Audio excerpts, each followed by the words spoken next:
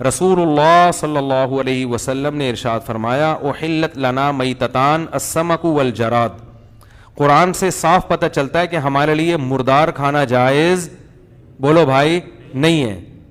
ذبح جانور جو بھی ہوگا ذبح کر کے کھانا پڑے گا, مردار حرام ہے. تو سمندر کی جتنی مخلوق ہے وہ ذبح کیے بغیر کھائی جاتی ہے, تو اس آیت کی روشنی میں وہ بھی کیا ہو جائے گی بولو نا بھائی حرام. لیکن حدیث سے پتہ چلتا ہے دو مردار اللہ نے حلال کر دی ہیں, ایک مچھلی اور ایک ٹڈی. تو اس سے پتہ چلا دو مردار تو حلال ہو گئے, مچھلی اور ٹڈی, باقی سب اپنی اصل پہ ہیں, یعنی وہ ناجائز ہی رہیں گے. اور یہ جو قرآن میں آتا ہے احل لکم الصید البحری, تمہارے لیے سمندر کا شکار حلال ہے, تو اس سے مراد ہر قسم کا شکار نہیں ہے, کیونکہ جس کانٹیکٹ میں یہ آیت پیش کی گئی ہے اس میں یہ ہے کہ تم جب حالت احرام میں ہوگے تو خشکی کا شکار حرام رہے گا اور سمندر کا تمہارے لیے بولو بھائی حلال. تو اس میں یہ بتایا ہی نہیں جا رہا ہے کہ کون کون سی چیزیں حلال ہو, تو احرام کی پابندیوں کا ذکر بتایا جا رہا ہے اس آیت میں. نہیں آئی میرا خیال ہے بات سمجھ میں. تو اس لیے سمندر میں جو مچھلی ہے, مچھلی اس کے بارے میں حدیث ہے کہ آپ صلی اللہ علیہ وسلم نے فرمایا کہ ہمارے لیے دو مردار حلال ہیں, دو مردار, ایک مچھلی اور ایک ٹڈی. پتہ چلا باقی مردار اپنی اصل پہلے جو قرآن میں جن کا ہے کہ ہر قسم کا مردار حلال ہے. ایک دلیل تو یہ. دوسری دلیل یہ ہے کہ رسول اللہ صلی اللہ علیہ وسلم اور صحابہ اور تابعین, حالانکہ عرب ایک جزیرہ ہے, تین طرف سے سمندر میں ڈھکا ہوا ہے, تو ان کے پاس تو بہت زیادہ, جو آپ دیکھیں بنگلہ دیش سمندر میں ڈھکا ہوا ہے نا, تو بہت زیادہ سمندری مخلوق کھائی جاتی ہے وہاں پہ. تو جو انڈونیشیا وہاں سمندری مخلوق بہت, تو صحابہ کرام جو عرب میں رہتے تھے وہاں بھی تین طرف کیا ہے سمندر ہے. لیکن ہم دیکھتے ہیں کسی ایک ضعیف روایت میں بھی نہیں ملتا کہ کسی صحابی نے یا رسول اللہ صلی اللہ علیہ وسلم نے یا کسی تابعی نے, کوئی ثقہ تابعی ہیں, مچھلی کے علاوہ کوئی چیز کھائی ہو انہوں نے. تو اگر یہ مچھلی کے علاوہ مخلوق حلال ہوتی تو صحابہ کرام جھینگے بھی کھاتے, کیکڑے بھی کھاتے, اور جو کچھ سمندر سے نکل رہا ہے وافر مقدار میں کھاتے. ہم دیکھتے ہیں کسی صحابی سے نہ کیکڑا کھانا ثابت, نہ جھینگا, نہ کوئی اور مخلوق مچھلی کے علاوہ. فش کھائی ہے مچھلی, چاہے بڑی ہو چاہے چھوٹی ہو.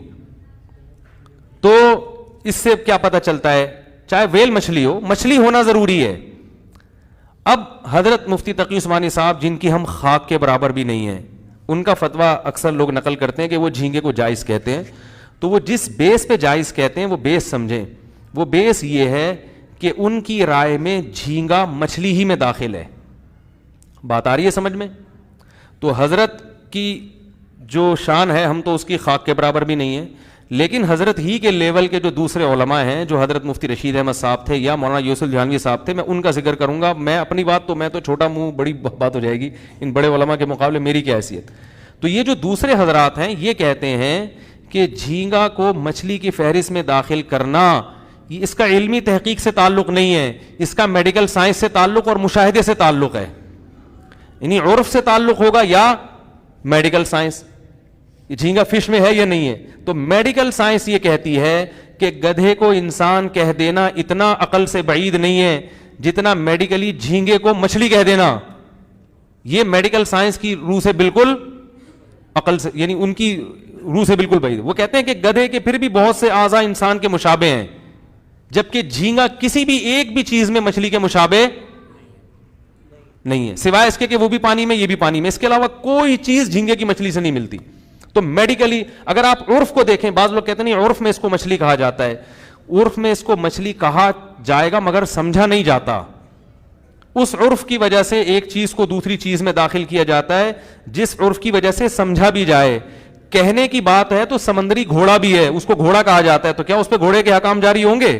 ایک سمندر میں مخلوق ہے جس کو سمندری گھوڑا کہا جاتا ہے, حالانکہ وہ ویسے ہی کہہ دیا, اس کو تھوڑی سی بھی مشابہت. تو جھینگے کو مچھلی محض اس مشابہت میں کہہ دیا کہ وہ بھی کس میں رہتی ہے, پانی میں. لیکن مچھلی عرف میں لوگ اس کو سمجھتے نہیں ہیں. اس کی دلیل کیا ہے؟ آپ کسی سے کہیں کہ مچھلی لے کر آؤ, کبھی بھی جھینگا اٹھا کے نہیں لائے گا وہ. اگر کوئی قسم اٹھا لے کہ اللہ کی قسم میں مچھلی نہیں کھاؤں گا, تو جھینگا کھانے سے اس کی قسم نہیں ٹوٹے گی. لوگ کہیں گے اس نے قسم نہیں توڑی, اس نے تو کہا تھا مچھلی نہیں کھاؤں گا. بات میں سمجھا پا رہا ہوں؟ تو عرف میں بھی اس کو فش مچھلی نہیں کہا جاتا, اور میڈیکلی بھی اس کو مچھلی نہیں کہا جاتا. بات آ رہی ہے سمجھ میں؟ ہمیں یاد ہے ہم بچپن میں جب جایا کرتے تھے نا سمندر کے کنارے, مچھلی کے شکار کا مجھے بہت شوق تھا. ابھی بھی ہو سکتا ہے کوئی شکار پہ جائیں, اللہ نے چاہا تو. لوگ کہیں گے بہت زیادہ فنٹر گیری شروع ہو گئی ہے, ادھر فشنگ, ادھر ڈائیونگ, ادھر سوئمنگ اور فشنگ بھی کریں گے بھائی. ٹھیک ہے, اللہ توفیق دے. یہی تو حلال لذتیں تو یہی ہے نا بھائی. تو ہم تو کہتے ہیں حلال تو حاصل کرو نا, شادیاں کرو 4, کس نے کہا ہے آپ کو؟ تو جائز چیز پہ اللہ نے پابندی کرو اپنی ذمہ داری پہ. فشنگ میں تو مزہ ہے, 4 میں وہ نہیں ہے, پٹو گے بھی, یہ بھی بتا دوں میں. تو حقوق بھی ہیں ان کے, برابری بھی ہے, سب چیزیں. خیر میں ابھی سوال کا موقع دوں گا آپ کو. دیکھو مجھے یاد ہے ہم جایا کرتے تھے نا بچپن میں سینڈ سپٹ پہ, ہاکس بے پہ, تو وہاں مچھیرے لانچنگ کے ذریعے مچھلیاں پکڑ کے لاتے تھے. تو بہت سی مچھلیاں ایسی ہوتی تھی جن کو مچھیرے کہتے تھے کہ یہ مچھلی نہیں ہے, اور وہ کراہت بھی آتی تھی ان کو دیکھنے میں.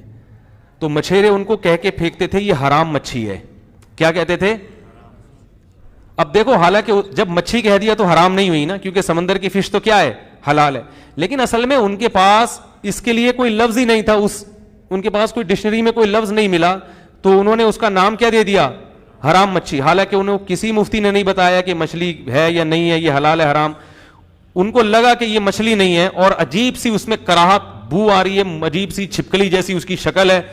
تو وہ خود ہی بغیر یعنی اس کے تحقیق کے, کیونکہ لغت کا اعتبار تو پھر ماہرین کا ہوگا نا, تو مچھیرے کسی مچھلی سمجھتے ہیں, مچھیرے جھینگا کو مچھلی نہیں سمجھتے, مچھیرے حرام مچھی کو مچھی نہیں سمجھتے. حالانکہ مچھی سے تعبیر کرتے ہیں کیونکہ ان کے پاس اس لفظ کے علاوہ کوئی دوسرا لفظ, بولو بھائی, ہے نہیں. میں سمجھا پا رہا ہوں اپنی بات؟ نہیں سمجھا پا رہا میرا خیال. تو اس بیس پہ ہمارا فتویٰ یہ ہے, ہماری رائے یہ ہے کہ سمندر کی صرف مچھلی حلال ہے. جو مچھلی ہونا عرف کی وجہ سے مچھلی لوگ اس کو سمجھتے ہوں, یا میڈیکلی اس کو مچھلی ثابت کر دیا ہو ڈاکٹروں نے, تو ان 2 چیزوں کے علاوہ ہم یہ سمجھتے ہیں کہ باقی چیزوں کو ہاتھ, بولو بھائی, بولو نا یار, نہ لگائیں. مچھلیاں کوئی اتنی اقسام ہے, کھانے کے لیے کھا لو. اور ایک اور دلیل یہ بھی ہے کہ اگر سمندر کی مچھلی کے علاوہ بھی ہر مخلوق کو حلال قرار دے دیا جائے تو ایسا گند سمندر سے نکلتا ہے نا. ایک طرف قرآن کہہ رہا ہے وَيُحَرِّمُ عَلَيْهِمُ الْخَبَائِثَ, نبی تم پر خبیث چیزوں کو حرام کرنے کے لیے آئے ہیں. تو ایسا گند نکلتا ہے کہ گورا بھی کہے گا یہ حلال نہیں ہو سکتا, تو آپ کو اس کو بھی حلال قرار دینا پڑے گا.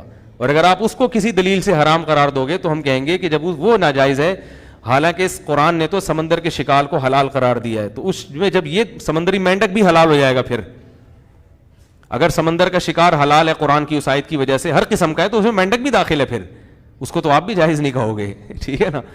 تو اس لیے اس بارے میں جو دلائل ہیں وہ میرے خیال میں یہی زیادہ قوی ہیں کہ صرف مچھلی کھا سکتے ہیں, مچھلی کے علاوہ کچھ اور نہیں کھا سکتے. لیکن چونکہ ہم معتدل لوگ ہیں, طنز نہیں کرتے. میں نے ایک بیان میں یہ بات کہی تو لوگ کہتے ہیں واہ ابھی یوں گھومو, ابھی ادھر پیندرا گھوم رہو. کیونکہ باقی ائمہ کرام مجتہدین وہ بھی ہمارے لیے قابل احترام ہے, وہ مچھلی کے علاوہ مخلوق کو بھی جائز قرار دیتے ہیں, جھینگے کو جائز قرار دیتے ہیں. اس لیے چونکہ فقہا میں اجتہادی اختلاف ہے, تو ہم تو یہی کہتے ہیں, میں نے زندگی میں کبھی جھینگے کو ہاتھ نہیں لگایا, نہ لگانے کا ارادہ ہے, نہ میں کھاتا ہوں, نہ کیکڑا کھاتا ہوں, نہ جھینگا کھاتا ہوں, تمیز سے مچھلی کھاتا ہوں بس خالی. تو لیکن جو کھاتے ہیں ان کو ایک دفعہ بتا دیتا ہوں, ملامت نہیں کرتا, کیونکہ یہ اختلافی مسئلہ ہے. جو اختلافی مسئلہ ہوتا ہے اس کا وہ حکم نہیں ہوتا, دو اتفاق. جو کتا کھا رہا ہے اس کے پر جھینگے والے پر کتے والے حکام جاری نہیں ہوں گے. کتا بھی حرام ہے مگر بالاجماع حرام ہے, سور بھی حرام ہے مگر, بولو بھائی, بالاجماع حرام ہے. اسی لیے جب اختلاف ہو گیا تو اس کے لیے ہم ہلکا لفظ استعمال کرتے ہیں جھینگے کے لیے, مکروہ ہے تحریمی, قطعی حرام نہیں کہتے اس کو, مکروہ کہتے ہیں, ناپسندیدہ کہتے ہیں. تو ہلکا لفظ تھوڑا استعمال کیا اس لیے نہ. اور بنگلہ دیش کے لوگ مجھے کہتے ہیں کہ ہم تو نہیں چھوڑتے, تو وہ کہتے ہیں ہم تو کھائیں گے. ہم کہتے ہیں آپ کھائیں, کیونکہ اختلافی چیز ہے, اتفاقی نہیں ہے. تو اب ایک قوم کی رگ رگ میں ایک چیز رچ گئی ہے, تو حرج جو ہے نا, حرج یہ خود رخصتیں پیدا کر دیتا ہے. تو چونکہ فقہا کے مابین یہ مسئلہ اختلافی ہے, مجتہدین, بہت سے مجتہدین اس کے جواز کے بھی قائل ہیں, تو ہم بنگلہ دیش کے لوگوں سے کہتے ہیں کہ اس معاملے میں آپ کے لیے فقہ شافعی کو فالو کرنا, بولو بھائی, جائز ہے. کیونکہ وہ بہت زیادہ, ان کی اتنا زیادہ کہ وہ دنیا چھوڑ دے گا جھینگا وہ دنیا چھوڑ دیں گے, جھینگا نہیں چھوڑیں گے. تو ہم کہتے ہیں بھائی دلائل کی روح سے تو یہی مسئلہ ہے, لیکن حرج چونکہ بہت زیادہ لازم آ رہا ہے, تو کہیں بہت حرج لازم آ رہا ہو, پھر گنجائش کا پہلو دوسرے فقہا کی بیس پہ قول کی بنیاد پر نکلتا ہے. تو جو نہیں کھا رہے وہ نہیں کھائیں, جو کھا رہے ہیں وہ چھوڑ دیں, اور جو کہہ رہے ہیں کہ اگر میں نے چھوڑا تو دنیا چھوڑ دوں گا میں, وہ دنیا نہ چھوڑیں, یہ کھا لیں. دنیا چھوڑنے سے بہتر ہے کہ آپ جھینگا